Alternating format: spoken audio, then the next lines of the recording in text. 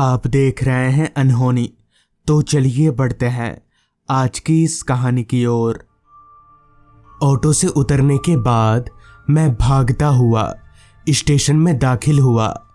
सीढ़ियां चढ़कर उतरकर जब तक मैं प्लेटफॉर्म नंबर 4 पर पहुंचा, तब तक मेरी ट्रेन आधा प्लेटफॉर्म छोड़ चुकी थी। मैंने दौड़कर ट्रेन पकड़ने की एक आखिरी कोशिश भी की, मगर उसका कोई फायदा नहीं हुआ। अब मेरे पास सिवाय यहाँ पर रात गुजारने के और कोई चारा नहीं था, क्योंकि मेरे घर की तरफ जाने वाली ये आखिरी ट्रेन थी। थका हारा मैं प्लेटफॉर्म में लगी एक बेंच पर बैठ गया और जोर जोर से हाँफने लगा। तब रात के 8:30 बज रहे थे और ठंड का आलम तो ये था कि मेरे हाँफते वक्त मुंह से धुआं निकल रहा था। अब मैं इस सोच में पड़ गया कि आगे क्या करूंगा। दरअसल मैं यहाँ यानी इस पतालपुर गांव में किसी काम के सिलसिले से आया था। काम निपटाते निपटाते रात हो गई और अभी कुछ देर पहले आखिरी ट्रेन भी छूट गई। एक बार को तो मैंने सोचा यहीं इसी बेंच पर लेटकर किसी तरह से रात कटा देता हूं, मगर तभी एक तेज ठंडी हवा के झोंके ने मुझे ये एहसास करवा दिया कि मैं ऐसा नहीं कर सकता। और तो और वो स्टेशन इतना छोटा था कि उसमें कोई वेटिंग रूम भी नहीं था। ये तो पक्का था कि मैं स्टेशन में नहीं रुकने वाला। लिहाजा मैं स्टेशन से बाहर निकलकर आसपास कुछ ढूंढने लगा, कोई ऐसी जगह जहां मैं रात भर बिना किसी तकलीफ के सो सकूं। मगर मेरे आसपास मुझे खाली रास्ता और बंद दुकानें ही नजर आ रही थी। कोहरे ने चारों तरफ अपना पैर जमाना शुरू कर दिया था। अभी मैं आगे के बारे में सोच ही रहा था कि तभी मुझे मेरे कंधों पर पीछे की तरफ से किसी का ठंडा हाथ महसूस हुआ। मैं चौंकते हुए तुरंत पीछे पलटा तो पाया कि ठीक मेरे पीछे मेरी ही उम्र का एक आदमी खड़ा है। इससे पहले कि मैं कुछ बोलता, उस आदमी ने ही कहा, यहाँ कोई होटल नहीं मिलेगा। उस आदमी के मुंह से ये सुनकर मैं काफी हैरान हुआ कि आखिर इस आदमी को पता कैसे चल गया कि मैं होटल ढूंढ रहा हूं।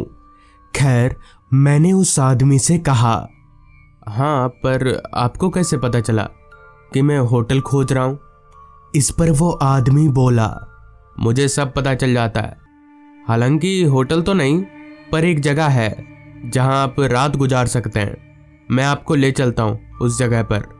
चूंकि उस वक्त मेरे पास दूसरा कोई चारा नहीं था, इसलिए मैं उस आदमी के साथ चलने को तैयार हो गया।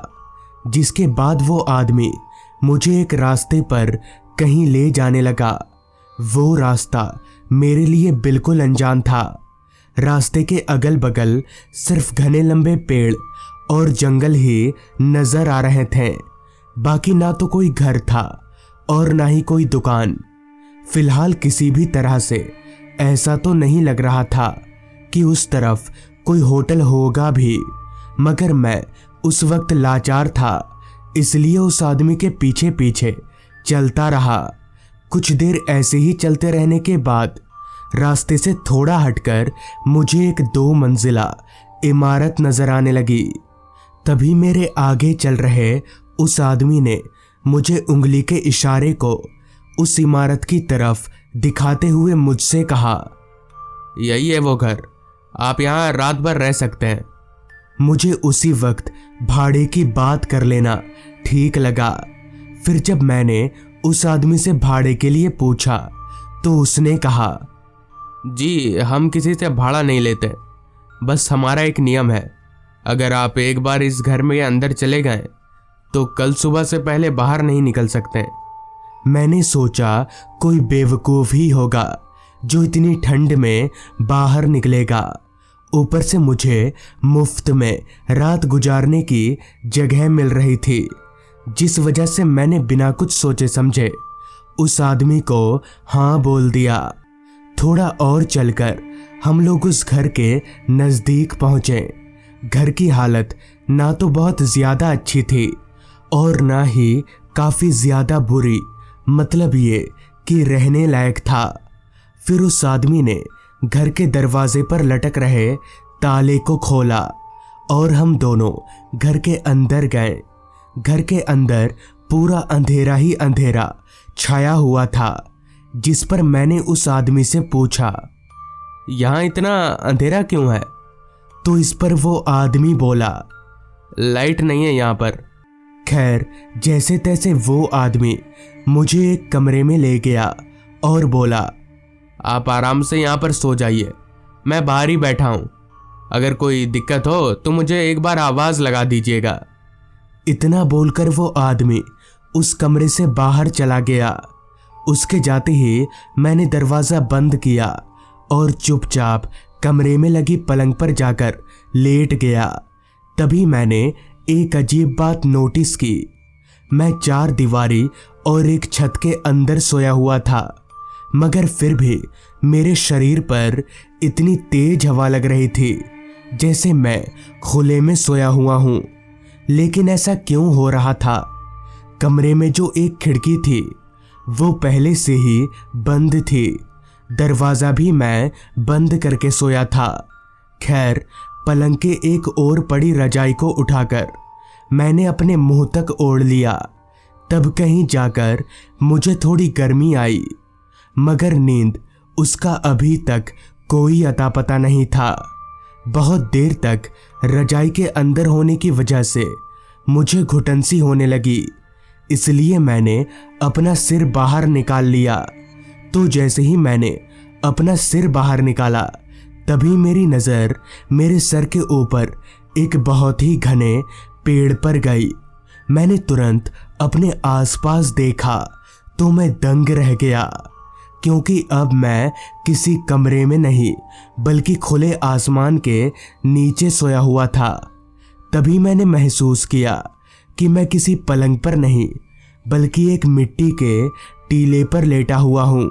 मैं तुरंत उठकर खड़ा हुआ।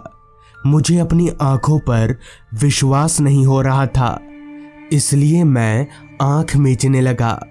और जब आंख मीचकर जैसे ही दोबारा आंख खोला तो मेरी हैरानगी की कोई सीमा ना रही, क्योंकि मैं उसी कमरे में था।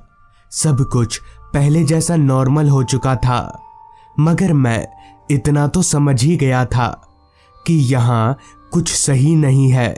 लिहाजा मैं उस कमरे का दरवाज़ा खोलकर बाहर निकला और हॉल में आकर उस आदमी को ढूंढने लगा जो मुझे यहाँ लेकर आया था, मगर मुझे वो आदमी हॉल में कहीं पर भी नज़र नहीं आ रहा था। अब मुझे पूरा यकीन हो चुका था कि ज़रूर दाल में कुछ काला है, जिस वजह से मुझे उसी वक्त वहाँ से निकल जाना ही बेहतर लगा और मैं वापस अपने कमरे में सामान लाने चला गया।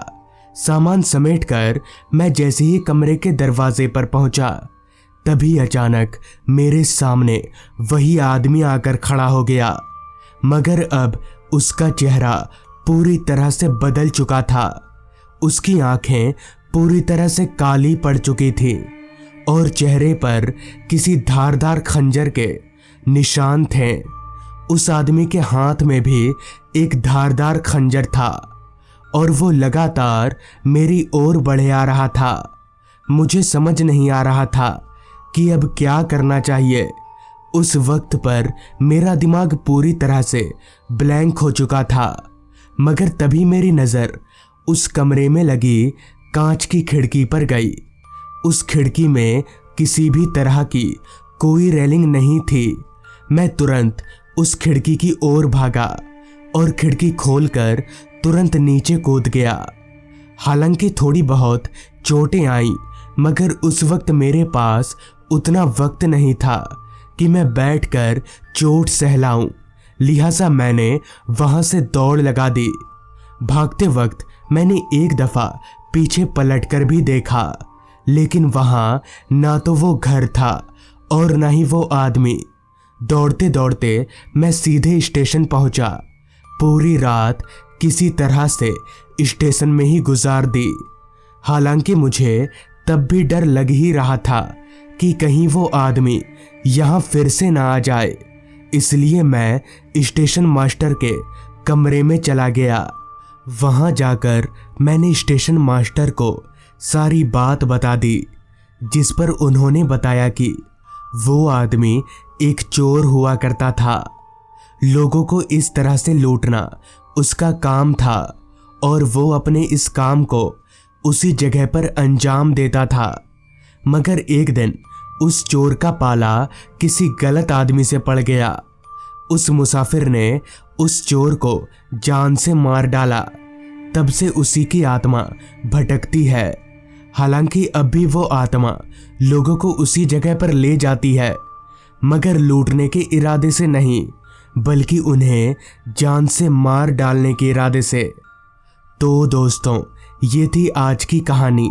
अगर आपको ये कहानी अच्छी लगी हो तो चैनल को ज़रूर सब्सक्राइब कर लें। तो मैं आपका दोस्त आर्यन जल्द ही मिलूंगा आपसे ऐसी ही एक कहानी के साथ।